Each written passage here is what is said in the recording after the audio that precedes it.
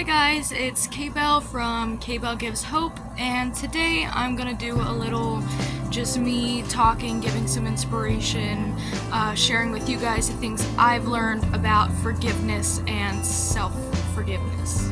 I'm usually super colorful, but today I was just feeling my inner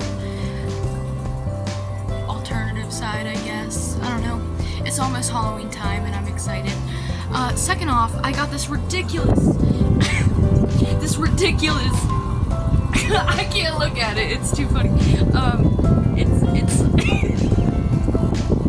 it's a duck and it's a cow.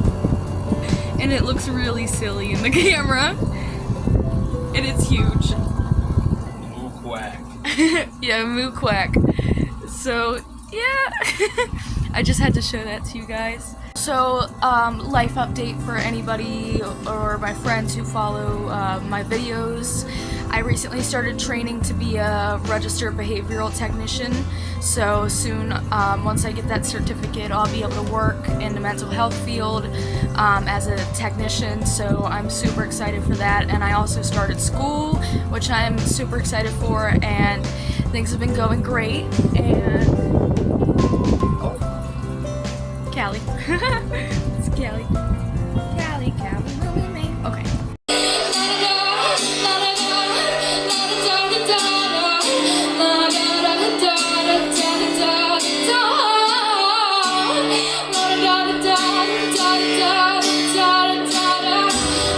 So, forgiveness.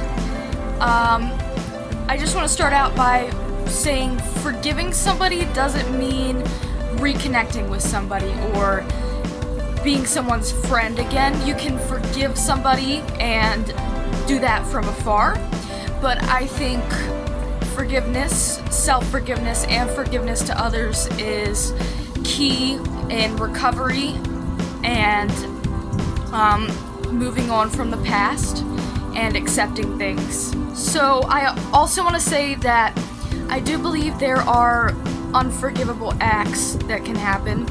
I don't believe you should forgive everybody, but I think forgiveness in most situations is appropriate and it can really help you move on, and I'm going to share a little bit about that and how I forgave myself and how I forgave other people and how I moved on in my journey and I moved on with my life.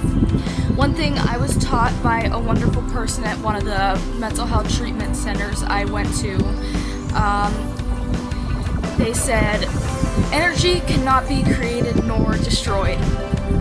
So write a letter to somebody about something they did to you and then burn it. So I started doing this later on. I would write letters of forgiveness. I even wrote one to myself, and I either burned them or ripped them up. And it really helped me just saying, I am letting go of this. I'm moving on, I forgive you, but I'm moving on from this. And just ripping it up and burning it, just really letting go. And with self-forgiveness, the biggest key is to forgive yourself like you forgive somebody else. Because for me, I know I quickly forgive other people, but I'm so hard on myself when I do something. The only way to be sorry about something is to not do it again. All you have to do is be better today, do better today. Self-pity, dwelling does not help with anything. People mess up, people make mistakes. If you do something wrong and feel guilt about it, just move on. Go to the next day, you can write to yourself a note, I forgive myself. You can work on forgiveness within yourself. But just know, all I can do is not do this again tomorrow, and I'm moving on. It's a new day. It already happened. It's in the past. You know, sitting here talking down to myself and making myself feel worse isn't doing anything. What does something is actively getting up and making change and getting out of bed the next day and doing better and doing something good for yourself and doing something good for someone else. So always just be easy on yourself, and you gotta forgive yourself and you gotta let go, because the past doesn't matter at all. What matters is the future, and we have to build to that every day. So it's just very important to sorry, don't know what that was. It's very important to forgive people in your life and forgive yourself. Kind of the same thing with like when I'm driving and I'm worrying, oh my gosh, I'm not gonna get there on time. Worrying isn't gonna make me get there any faster. It's just gonna make my time more miserable, and I'm just gonna spend more time dwelling and panicking. And I know, obviously, we don't have control of that, but I just keep telling myself over and over and over again, Kaylee, worrying isn't gonna get you there faster. Just calm down, you're already gonna be late. Things already didn't go as planned, it's fine, you just gotta relax. So use that same thing with forgiving yourself, you know, like talking bad about yourself and degrading yourself and feeling bad about yourself isn't gonna change what already happened, what you already did. The only thing that counts is getting up, getting out of bed the next day, and moving on. Point in my life, and I was in a rehab facility where I was so humiliated with myself and with where I brought myself in life. I did not want to get out of bed. I just didn't want to keep going. I didn't know how to. I didn't want to. And I just laid in that bed and dwelled in sorrow for honestly about a week while I was detoxing. I was very sick as well. But finally, I don't know what changed, but I just got the courage. And I just realized I can't go back and undo everything I've just done in the 6 months. I can't undo that damage. But what I can do is I can get myself up out of this bed, and I can do better for the people that love me, and I can keep going for the people that love me, because this is not where they want to see me right now.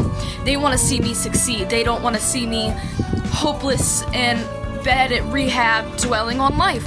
So I just got out of bed one day and I just started going, and I started going to groups, and I just had that courage, and I just kept telling myself I cannot go back and change what I just did to anybody. I can't change anything what I've done in the last 6 months, and I deeply regretted it. I laid in bed, I cried, but I just had to move on, and I had to get up and make myself a better person, and that is exactly what I did. Can't go back and fix how things happened, but you can fix how things are gonna go today. There are some things that leave a permanent scar that we just can't get rid of. Trauma is a very serious thing that not everybody understands, but a lot of people go through it, and some scars you just can't erase, but you can live, you can survive, you can move on, you can feel good, you can feel better, you can let go of the past. You can work through your fears, you can work through your sadness, you can work through everything. You just gotta get up and keep going and working for it.